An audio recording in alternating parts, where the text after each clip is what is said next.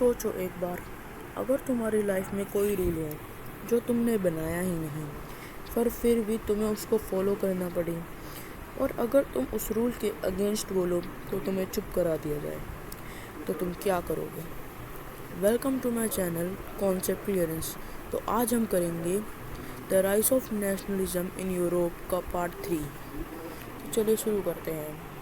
हमारा first topic है absolutist system.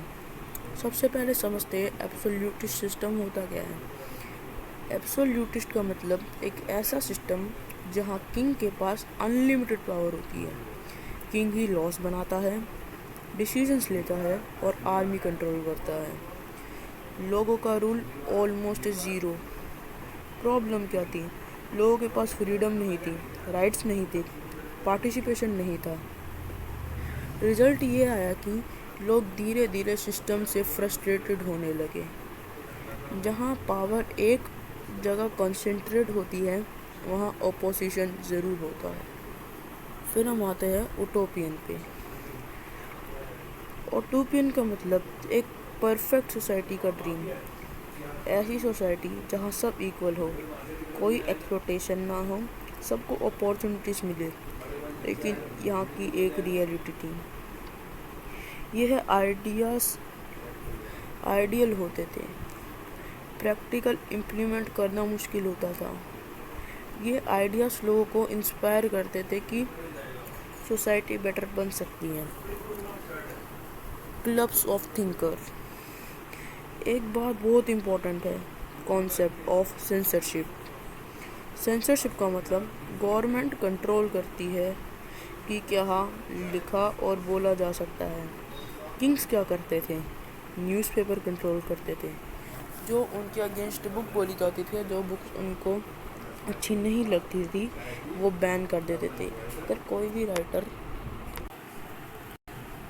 जो भी किंग के बारे में उल्टा बोलता उसको पनिश किया जाता।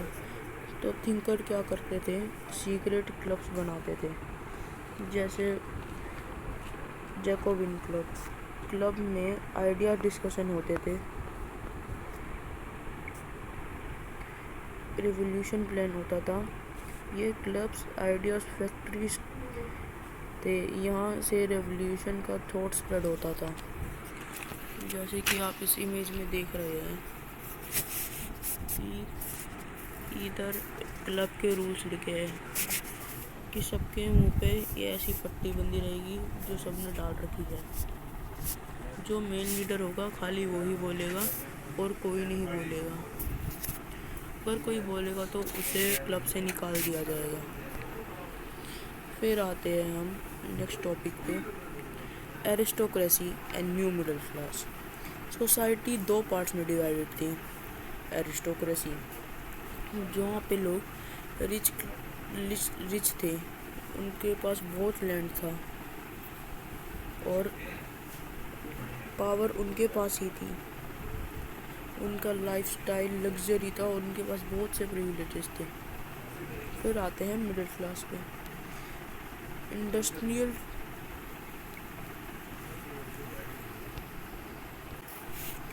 इंडस्ट्रियल रेवोल्यूशंस के बाद बनी, उसमें बिजनेसमैन, ट्रेडर्स और प्रोफेशनल्स थे, जैसे टीचर्स, बिजनेसमैन, पेंटर्स, ये सब इसमें थे मिडिल क्लास में। नेशनलिज्म को सबसे ज़्यादा सपोर्ट इसी क्लास ने दिया था। रीज़न ये था कि इन्हें इक्वल अपॉर्चुनिटीज़ चाहिए थी, ना कोई किसी के पास ज़्यादा पावर हो ना कम हो, और वोटिंग राइट के जैसे राइट टू प्रॉपर्टी ये सबके पास होना चाहिए। उसके बाद आते हैं नेक्स्ट टॉपिक्स पे, लिबरलिज्म। लिबरलिज्म एक पावरफुल आइडियोलॉजी है। वर्ड लिबर का मतलब फ्रीडम, फ्रीडम। ये एक लैटिन वर्ड से इंस्पायर है लिबरलिज्म। आते हैं पॉलिटिकल लिबरलिज्म। इसमें लोग चाहते थे कि लोग अपनी गवर्नमेंट चूज़ कर सके, यानी सबको राइट टू वोट मिलना चाहिए, और एक कॉन्स्टिट्यूशन हो, यानी कि डेमोक्रेटिक गवर्नमेंट होनी चाहिए। फिर आते हैं इकोनॉमिक लिबरलिज्म पर। जहाँ मार्केट फ्री होनी चाहिए, गवर्नमेंट इंटरफेस कम होना चाहिए। फिर आते हैं सोशल लिबरलिज्म पर, जहाँ इक्वलिटी बिफोर लॉ होना चाहिए, सबको इक्वल राइट्स मिलने चाहिए। इनिशियली वुमेन्स को राइट नहीं मिलते थे, उनको भी मिलने चाहिए। Freedom of equality liberalism, freedom plus equality liberalism का बेस था। फिर आते हैं वॉल्सविडन पे। वॉल्सविडन एक इकोनॉमिक यूनियन था, जर्मन स्टेट ने बनाया था। इसका पर्पस ये था कि ट्रेड बैरियर्स हटाना, इंटरनेशनल ट्रेड इजी बनाना, और इसका रिजल्ट ये निकला कि इकोनॉमिक ग्रोथ हुई, यूनिटी की फीलिंग आई। इकोनॉमिक यूनिटी और पॉलिटिकल यूनिटी का बेस बन गया। ज़ोल्वरिन helped in unification of Germany, जो कि आगे हम अभी पढ़ेंगे इस चैप्टर के 4th पार्ट में, और मैं पूरी कोशिश करूँगी कि 4th पार्ट में पूरा चैप्टर ख़त्म हो जाए। फिर आते हैं कंजर्वेटिज्म पर। कंजर्वेटिज्म का मतलब चेंज को स्लो या कंट्रोल करना। कंजर्वेटिव क्या थे? ट्रेडिशन को मेंटेन करना, मोनार्की को सपोर्ट करना, ये सब कंजर्वेटिज्म कहलाता है। लेकिन वो टोटली चेंज के अगेंस्ट थे। वो कहते थे चेंज हो लेकिन स्लोली हो, क्योंकि आपने 9th क्लास की हिस्ट्री में 2nd चैप्टर में भी पढ़ा होगा।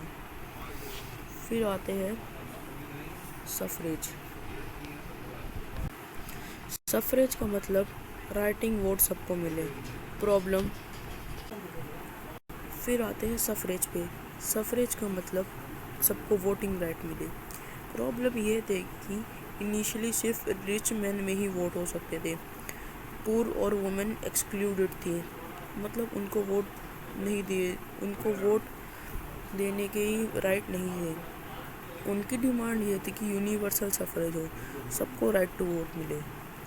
वोटिंग राइट्स डेमोक्रेसी का बेस बन गया। फिर आते हैं फेमिनिस्ट पर। वुमेन भी अपने राइट्स के लिए स्ट्रगल कर रही थी। उनकी डिमांड्स ये थे कि वोटिंग राइट मिले, एजुकेशन मिले और इक्वलिटी मिले। प्रॉब्लम ये हुई कि सोसाइटी वुमेन को इक्वल नहीं मानता था। यह मूवमेंट स्लो था, लेकिन फ्यूचर में ह्यूज इम्पैक्ट डाला। फिर आते हैं रोमांटिक इमेजिनेशन एंड नेशनलिज्म पर। रोमांटिसिज्म एक कल्चर मूवमेंट था जिसमें फोकस इमोशन, कल्चर और ट्रेडिशन पे किया जाता था। कैसे हेल्प किया नेशनलिज्म ने? लोग अपनी लैंग्वेज और कल्चर से कनेक्ट हुए। एग्जाम्पल फोक सॉन्ग, स्टोरीज और आर्टिस्ट की पेंटिंग्स।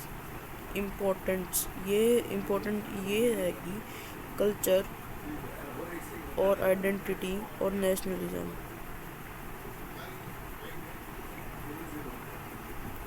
फिर आते हैं अपने नेक्स्ट टॉपिक पर, जो है द मैसेकर एट चियोस 1824। 1824 एक इम्पोर्टेंट इवेंट हुआ, मैसेकर एट चियोस। ऑटोमैन एम्पायर ने ग्रीक लोगों पर अटैक कर दिया। थाउजेंड्स ऑफ लोग मारे गए। इस इवेंट को पेंट दिया एनुजियन डेला क्रॉक्सी ने। पेंटिंग ने पूरे यूरोप को शॉक कर दिया, और वो पेंटिंग यह थी। रिजल्ट ये आए कि सिंपैथी फॉर ग्रीस मांगने लगे, सपोर्ट फॉर इंडिपेंडेंस लोग मांगने लगे।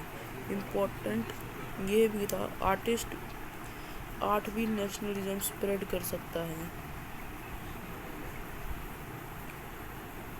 तो आप समझ ही गए होंगे आइडियाज़ कैसे पावरफुल होते हैं और कैसे वो सिस्टम को चैलेंज करते हैं। लेकिन अब सबसे बड़ी इंटरेस्टिंग पार्ट आना बाकी है, जर्मनी और इटली का यूनिफिकेशन कैसे हुआ वो हम पार्ट 4 में देखेंगे। और मैं पूरी कोशिश करूँगा कि पार्ट 4 में मैं पूरा चैप्टर कंप्लीट कर दूँ। अगर वीडियो हेल्पफुल लगी हो तो लाइक करो, शेयर करो, सब्सक्राइब करो और मिलते हैं नेक्स्ट पार्ट में। Thank you.